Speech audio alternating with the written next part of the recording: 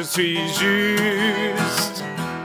juste un homme qui marche sans s'arrêter.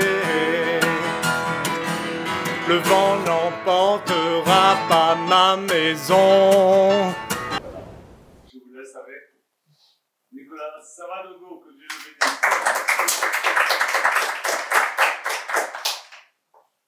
Gloire à Dieu. Bonjour à tout le monde. Bonjour. Je suis content d'être là ce matin avec toute ma famille, de nouveau. Nous sommes presque en fin de séjour. Et les enfants ne veulent pas partir. Donc, hier soir, j'ai réfléchi, j'ai dit, mais pourquoi ils ne veulent pas partir?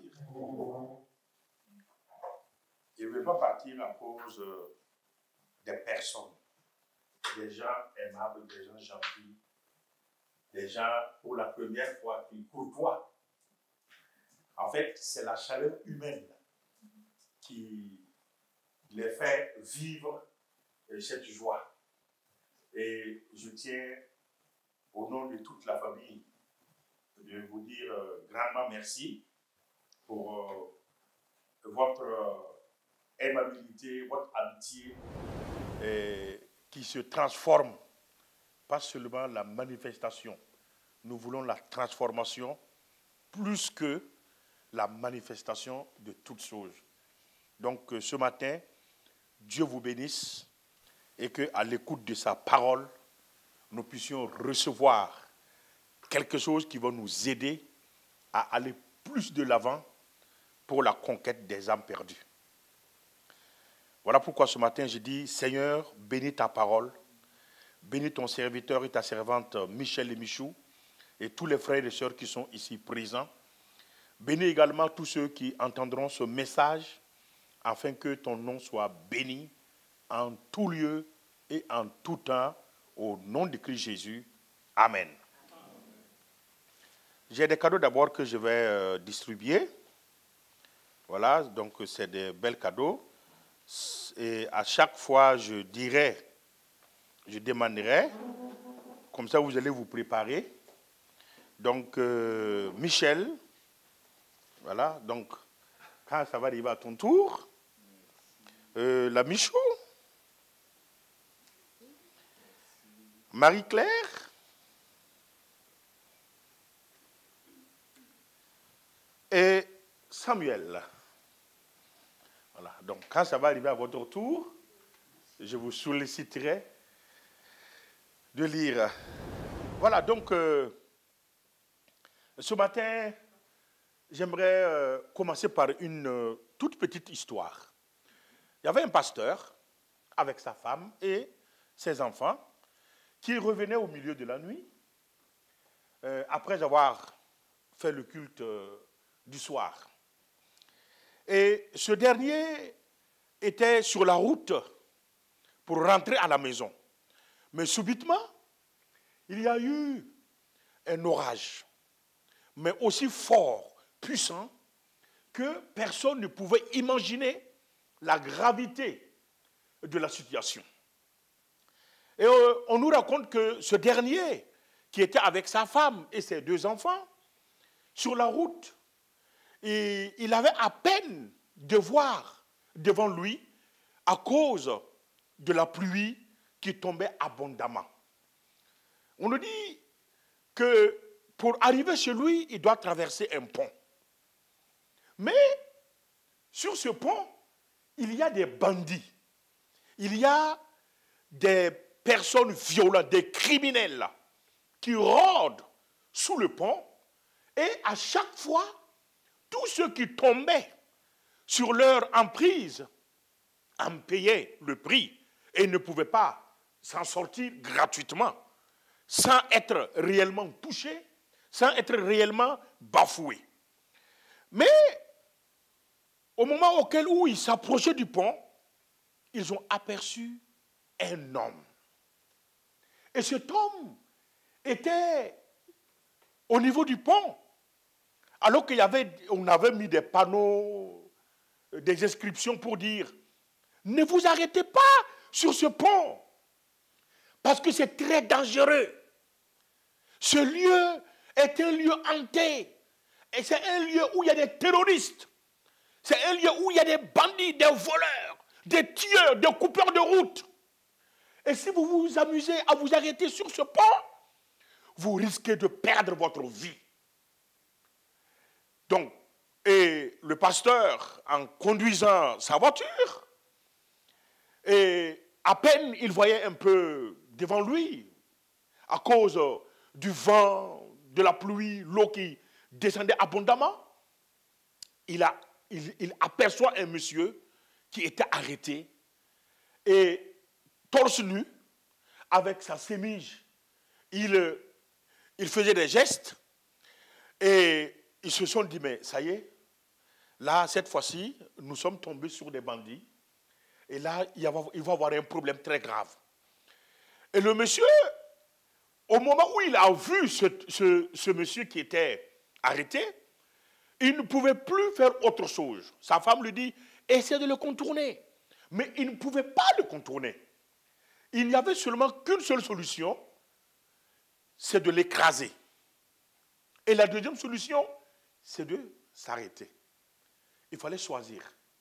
Mais ce pasteur, plein de foi, plein de vigueur, connaissant qui est son sauveur, il dit à sa femme, nous allons nous arrêter. Et sa femme lui dit, tu ne descends pas de la voiture. Tu ne bouges pas de la voiture.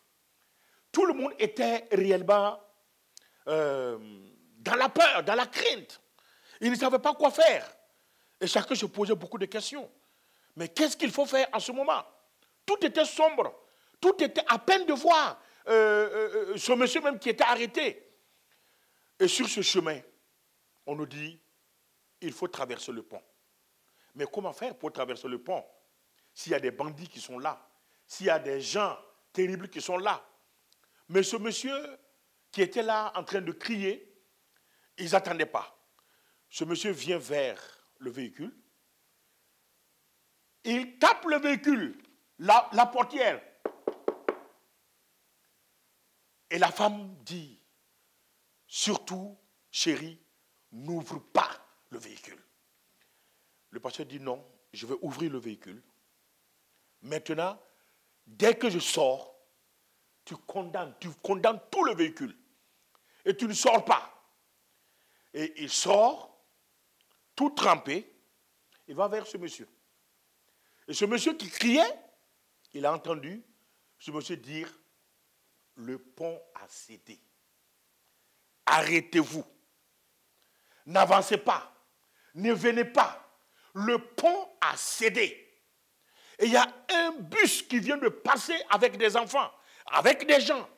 Et certainement ce bus-là est tombé. Et ils sont morts. Mais moi, je vous dis de ne pas avancer. Le pasteur, qui était surpris, il prend le monsieur dans ses bras pour le remercier. Et il fait signe à sa femme. Et sa femme, à l'intérieur, croyait que ça y est, il lui disait, mais c'est fini pour moi, c'est la mort, c'est terminé. Et on nous dit dans l'histoire que le monsieur, également, le pasteur a enlevé son habit et ils ont commencé maintenant à agiter pour dire à tous ceux qui venaient, arrêtez-vous, le pont a cédé. Qu'est-ce que ça veut dire, le pont a cédé? Le pont a cédé parce qu'aujourd'hui, ce monde est un monde cruel, un monde sans espoir, un monde auquel on se pose beaucoup de questions. Parce que le pasteur en question et ce monsieur étaient devenus des sentinelles. Des gens qui étaient devenus des gardiens pour avertir à tous ceux qui venaient vers le danger que ce n'est plus le moment de traverser ce pont, ce n'est plus le moment de se précipiter, mais il est temps de rester, il est temps de s'arrêter, il est temps de ne pas aller au-delà de cette route dont le pont a cédé. Pour dire aujourd'hui, nous en tant que chrétiens, nous en tant qu'enfants de Dieu, moi que Dieu a choisi pour la cause des âmes perdues, qu'est-ce que je fais aujourd'hui de cette mission qui m'a été confiée? Parce que le pont a cédé. Un monde de perdition. Un monde auquel où réellement on se pose des questions. Où ira finir ce monde? Un monde mourant, qui n'a pas d'espoir. Les gens ont mis leur espoir sur des dirigeants politiciens. Les gens ont mis leur espoir sur des banquiers, sur de l'argent, sur des richesses, croyant qu'ils vont trouver le bonheur. Mais en fin de compte, ils partent et ils abandonnent tout ce qu'ils ont eu sur cette terre. Ils ont eu du mobilier, ils ont eu de l'argent, ils ont eu des richesses, ils ont eu tout ce qu'ils pouvaient avoir. Toutes les belles voitures de ce monde. Dieu n'est pas contre ça. Mais est-ce que c'est le centre réellement de ta vie auquel Dieu t'a appelé pour que tu puisses t'attacher à ça? D'autres personnes sont allées à chercher des diplômes, des doctorats, faire la philosophie, devenir des grands savants. Mais je peux te le dire ce matin, et tu peux le confirmer, que même les plus grands savants de ce monde ne sont plus. Les puissants hommes de ce monde ne sont plus. Hier soir, je lisais l'histoire d'un jeune qui s'appelle Bokassa en Afrique. Et ce monsieur Bokassa, dont les colons ont tué son père, et une semaine après, sa mère s'est suicidée. Il ne savait pas quoi faire. Il a été élevé par la France. Et le général de Gaulle était l'homme de son référence. On nous dit que le jour où le général de Gaulle, il appelait le général de Gaulle mon papa. Et de Gaulle n'aimait pas qu'il l'appelait son papa. Il disait, tu dois m'appeler comme tout le monde, soit mon général ou mon président. Il dit, oui, père, j'ai compris. Donc, le jour du décès de Gaulle, il a pleuré plus que tous les Français. C'est le seul Africain qui a pleuré et qui a roulé par terre parce que le général de Gaulle était parti. Donc, pour dire, tout ce qui est cher aux yeux et à nos yeux plutôt, ne reste seulement qu'ici, ne pourra pas aller au-delà de ce que nous voulons. Donc, nous, actuellement, nous pouvons le dire que nous traversons un monde perdu, un monde mourant, un peuple perdu qui se dirige vers l'éternité sans Christ. Et ce sont des femmes et des hommes qui se tiennent au milieu de la route aujourd'hui et qui crient, le pont a cédé. Le pont a cédé. Dieu a besoin des sentinelles aujourd'hui.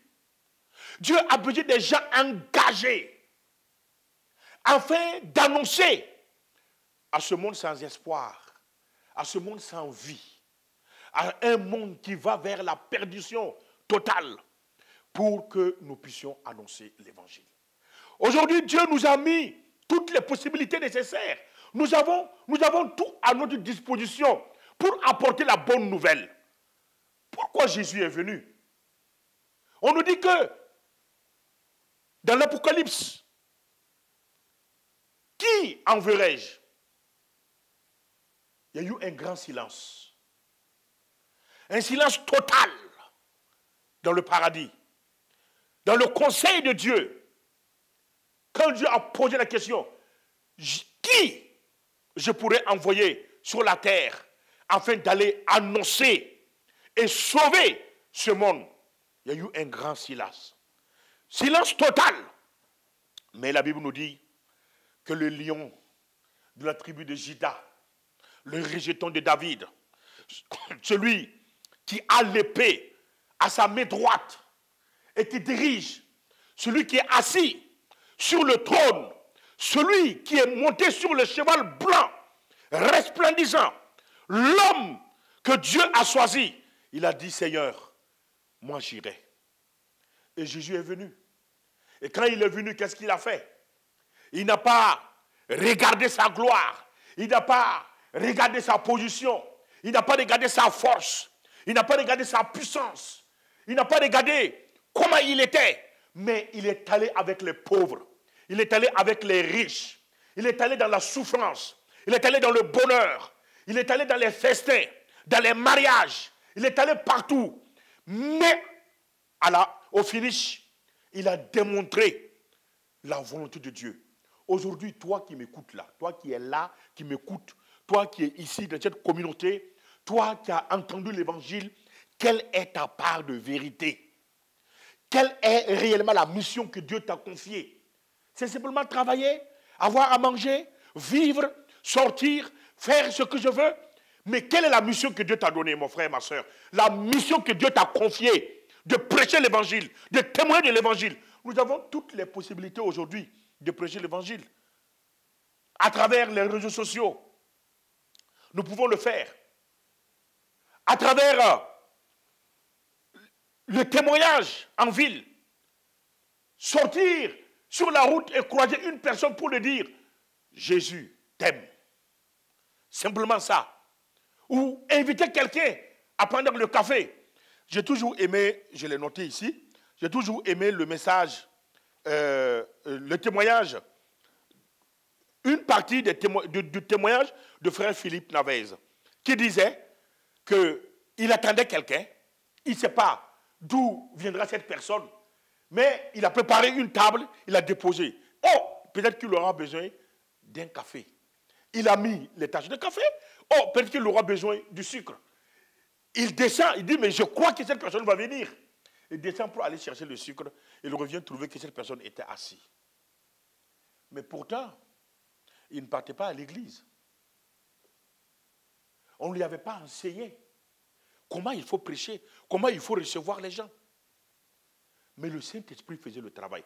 Frères et sœurs, je l'ai noté ici. Écoutez très bien. À la fin des temps, nous sommes à la fin des temps même, actuellement, je vous dis la vérité. Si nous ne faisons pas notre part de responsabilité, si tu n'accomplis pas ta mission, si tu ne fais pas ce que Dieu t'a dit de faire, mon frère, ma soeur, je te dis, Dieu va utiliser les cailloux et puis se glorifier et annoncer l'évangile. Dieu ne force personne. Non. Les gens aiment se chicaner sur des choses bizarres. Mais est-ce que c'est ce que Dieu nous demande aujourd'hui? Dieu ne nous demande pas ça. Il te demande simplement, sois un sentinelle pour avertir le peuple, pour avertir les gens que le pont a cédé. L'enfer a ouvert sa large gueule pour engloutir des milliers de personnes, pour les empêcher d'aller dans la volonté de Dieu.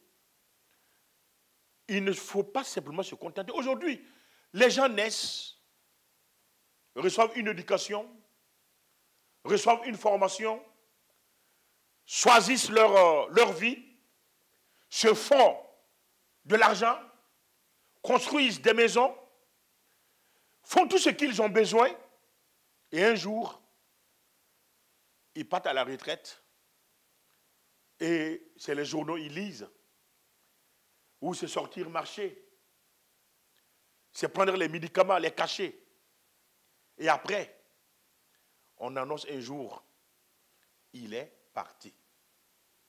Et c'est fini. Mais qu'as-tu fait de ta vie?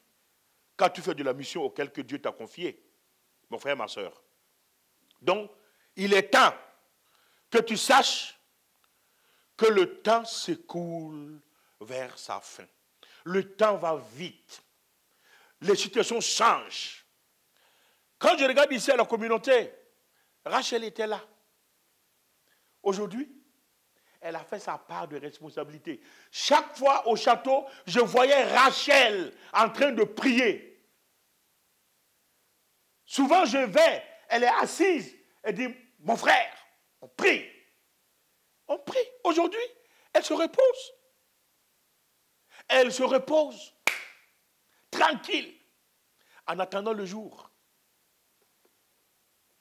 Je passais, je regardais la photo d'Éric. Voilà. Un homme simple, sage, intelligent. Personne ne peut contester ce que je dis. Voilà aujourd'hui. Il se repose. Mon frère, ma soeur, c'est le même chemin que tu empruntes. Avec Dieu, il n'y a pas question que je suis blanc, je suis noir. Dieu ne connaît pas blanc, ne connaît pas noir. Non, l'homme, c'est l'homme créé à l'image de Dieu. Point. Frères et sœurs, le sentinelle, je vais aller sur ce point avec les quelques versets que je vous ai donnés. Donc je demande à celui qui a Ézéchiel, chapitre 3, verset 17, de le lire. Ézéchiel, chapitre 3, le verset 17. Le sentinelle, est-ce que ce matin tu es sentinelle? Est-ce que durant toute ta vie tu es sentinelle pour avertir? Il faut être un sentinelle. Quand tu n'es pas un sentinelle, il y a un problème. Et Dieu t'a établi pour avertir les gens. Sinon, un jour, Dieu va te réclamer, Samuel. Olivier, Dieu va te réclamer un jour. Mon épouse, Dieu te réclamera un jour. Je t'ai envoyé en Europe ici, là. Tu es venu, tu as regardé. Qu'est-ce que tu fais avec? Oui. Stéphane, Dieu te demandera un jour. Oui. Dieu me demandera. Lucas, il ne faut même pas t'inquiéter. Parce que cette question également est pour toi. C'est pour nous tous qui sommes ici. Ézéchiel chapitre 3, verset 17. Qui a le... Oui, Samuel. Oui. Fils de l'homme, je t'établis comme sentinelle sur la maison d'Israël. Merci. Fils de l'homme, je t'établis comme sentinelle sur la maison de Dieu. Voilà une mission que Dieu t'a donnée. Ensuite, tu écouteras la parole qui sortira de ma bouche et tu les avertiras de ma part. Que Dieu te bénisse, mon frère. Tu écouteras la parole qui sortira de ma bouche et tu vas aller les avertir de ma part.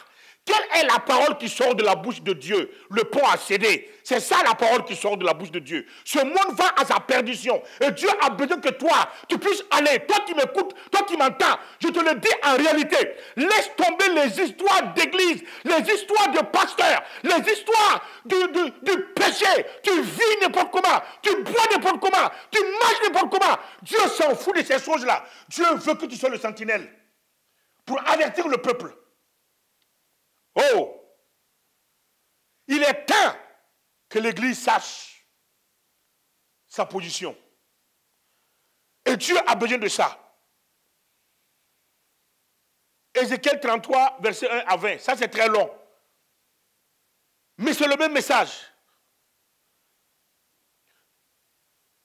Le même message que Dieu donne. Mais on va lire Hébreux 12. Le verset 2.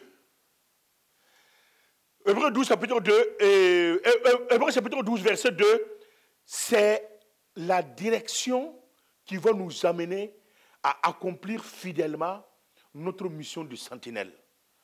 Oui. Ayant les regards sur Jésus, le chef et le consommateur de la foi, qui en vue de la joie qui lui était réservée, a souffert la croix, méprisé l'ignominie, et s'est assis à la droite du trône de Dieu. Voilà. Qu'est-ce que tu veux que je te dise de plus? Ayant les regards sur Jésus. Dans d'autres versions, il est dit, ça c'est dans ma version, il est dit, ayant les yeux fixés. Bon, j'aime cette version parce que c'est plus, bon, en fait, c'est direct. Bon, c'est le français, hein? Donc, mais ça veut dire la même chose. Ayant les yeux fixés sur Jésus. Ce qui veut dire qu'on peut ne pas avoir les yeux fixés sur Jésus. Et là, ça devient un problème. Si nous fixons nos yeux seulement sur les choses que nous voyons, ça n'a pas de sens. Non. Je suis content et je suis réellement ému que mes enfants puissent voir ce qu'ils ont vu ici. Ça les a ouvert l'esprit. Ça a changé leur mentalité. Maintenant, ils voient la différence du Burkina Faso et ils voient la différence d'ici. Ils ont fait une semaine à Paris, ça ne les a pas touchés. Pourtant, moi, Paris m'a touché. J'ai été réellement, je suis tombé amoureux de Paris. Mais mes enfants, non. Et ils ont été tombés amoureux de vous.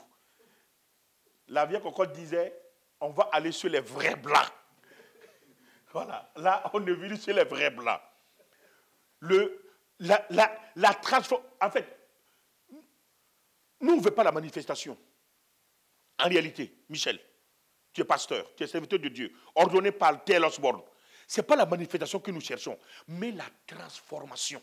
Tu es d'accord avec moi? Parce que la transformation, c'est une des choses qui est carrément différente de tout. Quand on est transformé, on est régénéré. On vit de nouveau. On voit de nouvelles choses. On marche librement. On a accès à tout ce qui est fermé. Tout ce qui est barricadé par le diable. Nous avons cette puissance et cette force afin d'aller contre les puissances des ténèbres. Le pont a cédé, mais nous avons la victoire sur Jésus. Le dernier verset, Galates chapitre 2, le verset 20. Celui qui a le dernier verset, c'est Michel qui a le dernier verset. Et le dernier verset est très très intéressant. Galates 2, verset. Si je dis ce n'est plus moi qui vis, c'est Christ qui vit en moi. Si je vis maintenant dans la chair, je vis dans la foi au Fils de Dieu, qui m'a aimé et qui s'est livré lui-même pour moi. Je ne rejette pas la grâce de Dieu, car si la justice s'obtient par la foi, Christ est donc mort. Par la loi, Christ est donc mort en vain. Amen. Ce n'est plus moi qui vis, alléluia. C'est Jésus qui vit en moi. Ce n'est plus moi qui vis, alléluia. C'est Jésus qui vit en moi. À moi, à moi. C'est Jésus qui vit en moi, alléluia. Ce n'est plus moi qui vis, alléluia. C'est Jésus qui vit en moi. Si Jésus vit en toi, si Jésus vit en moi, si Jésus vit en nous, alors nous sommes les véritables sentinelles pour avertir ce monde que le pont a cédé, pour dire à tous ceux qui ne connaissent pas que Christ revient bientôt. Donc, merci. Merci à Dieu. Merci au Saint-Esprit. Merci de nous rappeler que nous avons une mission à accomplir. Que son nom soit béni au nom de Christ Jésus. Je veux prier. Je veux prier maintenant à travers ce message. Je veux prier pour tous ceux qui sont malades. Je veux prier également pour ceux qui traversent des problèmes, des difficultés. Le diable qui a réclamé certaines personnes afin de les cribler. Je veux prier afin que Dieu puisse se manifester au nom de Christ Jésus. Seigneur, merci pour ta parole. Et je demande à ceux qui peuvent se tenir debout, de se tenir debout. Et ensemble, vous allez, mettre ta main droite sur ton cœur. Et en priant, nous prions également pour que Dieu puisse manifester sa grâce dans tous ceux qui passent par la souffrance ou par des problèmes ou qui sont empêchés d'une part ou d'une autre par le nom de Christ Jésus. Parce que la prière fervente d'une personne, Dieu entend et il fait au-delà de ce que nous demandons au nom de Christ Jésus. Seigneur, ce matin, en mettant mon cœur, ma main sur mon cœur, et mes sœurs et frères ici, je voudrais te supplier, Seigneur, que ce message, que nous puissions être des vrais sentinelles pour avertir le peuple, pour avertir le monde, pour avertir tous ceux que nous allons croiser sur notre chemin, pour les avertir que le pont a cédé et qu'un monde sans Christ équivaut à une vie dans l'éternité sans gain. Je te prie ce matin que ta grâce repose sur chacun de nous à travers ce message et sur tous ceux qui l'ont écouté.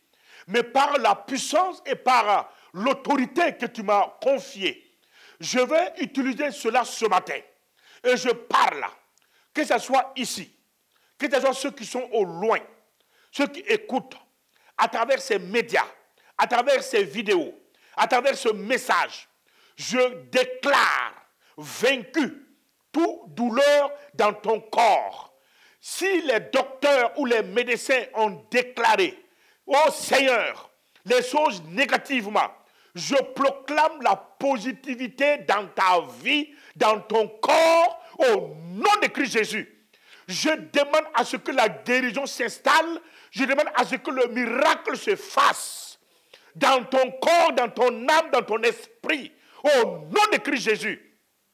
Je déclare, si tu as des difficultés financières, des difficultés de foyer, des difficultés avec ta famille, des difficultés dans ton travail, dans ta vie quotidienne, je proclame maintenant que le feu du Saint-Esprit, la gloire de Dieu resplendit sur toi maintenant et que Seigneur, tu transformes maintenant la situation en victoire dans le nom de Christ Jésus. D'ailleurs, bénir Seigneur cette communauté, que ta grâce repose sur ton serviteur Michel Janton et son épouse Michou et tous les frères et sœurs qui sont ici. Je te prie Seigneur, à travers cette église locale, à travers cette communauté, tu les as utilisés et tu as béni l'Afrique. Tu as béni le Burkina Faso à travers les enseignements, à travers les aides humanitaires et sociales, à travers les dons spirituels. Tu t'es manifesté, Seigneur. Souviens-toi de ton serviteur Michel et fasse grâce sur lui et sur toute sa communauté. Merci, Seigneur, de bénir la France, de bénir l'Église qui se trouve dans cette nation. Je te prie également de bénir le Burkina Faso qui traverse des problèmes et des situations de terrorisme, où la tranquillité est menacée, où la paix est menacée, où le tissu social est en train d'être troublé. Seigneur, merci de bénir Israël. Que cette nation soit bénie au nom puissant de Christ Jésus. Je t'ai prié. Amen. Amen. Que Dieu vous bénisse. Que la paix de Dieu, que la grâce de Dieu soit sur chacun de vous et que tout ce que vous souhaitez, que Dieu se manifeste puissamment au nom de Christ Jésus. Après-demain, nous allons partir et nous partons avec beaucoup de joie, beaucoup de souvenirs. Surtout mes enfants, ils ne veulent pas partir. Ils m'ont dit hier soir, non, nous ne voulons pas partir. Nous voulons rester ici. Ce n'est pas à Paris ils veulent rester ici. Et donc, mais nous allons revenir. Et puis, très bientôt,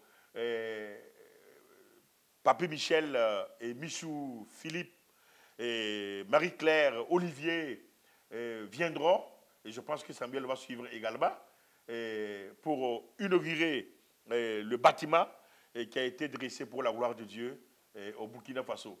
Donc, déjà, je parle du départ. Bon, vous les voyez, ils ne sont pas d'accord. Mais bon, on les a dit qu'on va aller en Suisse parce qu'on est invité pour un mariage. Et que c'est joli. Ils ont dit non, non, non, non, non, non. C'est ici nous voulons rester. Bon, même la Suisse, hein, qui est très jolie, ils ne veulent pas. Mais nous allons revenir. Et puis, on va les recevoir à la maison chez nous aussi. Et on va manger le taux. Merci Michel. Merci. Merci Michou. Stéphane, merci. Dominique, merci pour tout. Marie-Claire, que Dieu te bénisse. Titi, Lucas, Samuel, Olivier et le grand Philippe. Et merci à Mélodie. Merci à tout. Franchement dit, ça fait 22 ans notre histoire. Et après ce monde-là, nous allons être ensemble dans l'éternité. Là, il n'y a plus besoin que je retourne au Burkina, je viens en France. Donc, on sera tous ensemble là-bas. Et ça sera très magnifique.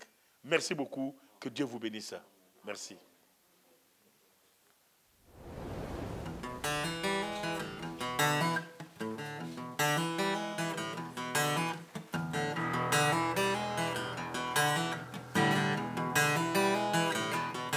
Je suis juste un homme qui marche sans s'arrêter. Le vent n'emportera pas ma maison. C'est en Dieu que se trouve ma raison. Le temps a une influence sur moi, je progresse de pas en pas. Chante Alléluia, chante Alléluia, chante Alléluia, chante Alléluia, chante Alléluia, chante.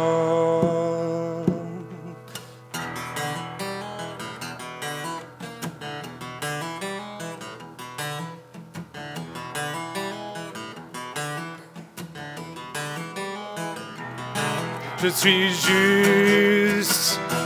juste devant Dieu. Je marche sans me retourner. Ce ne sont pas les hommes qui m'arrêteront, ni leurs paroles vaines qui s'envoleront. Dieu parle à mon cœur chaque jour et c'est sa parole qui dure toujours. Chante Alléluia, chante Alléluia, chante Alléluia, chante Alléluia, chante Alléluia, chante Alléluia.